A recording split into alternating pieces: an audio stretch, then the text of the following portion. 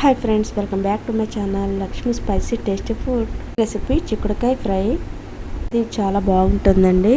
ఇంకా ఉన్న చిక్కుడుకాయలు తీసుకుని మనం ఇలా చిన్న చిన్న ముక్కల కింద చేసుకోవాలి. ఇలా మొత్తం మనం ఒలుచుకున్న తర్వాత ఇవన్నీ ఒకసారి వాష్ చేసుకోవాలి.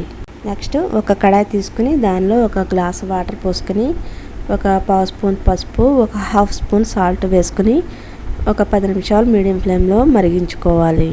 ఇవి ఉడికిన తర్వాత మనం ఇది పక్కన పెట్టేసుకుని వడపోసుకోవాలండి.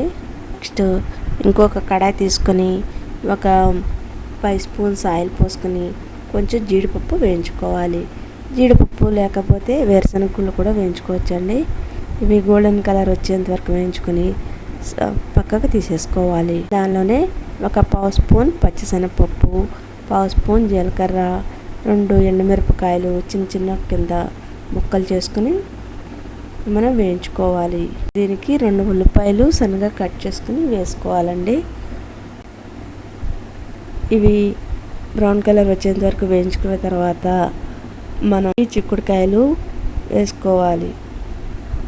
చిక్కుడుకాయలు మనం ఇలా వడపోసుకోవాలండి. వడపోసుకున్న తర్వాత దీనిలో వేసుకోవాలి. ఇది ఒక 10 మినిట్స్ మీడియం ఫ్లేమ్లో పెట్టుకోవాలి. మనం వేయించుకున్న జీడిపప్పు వేసుకుని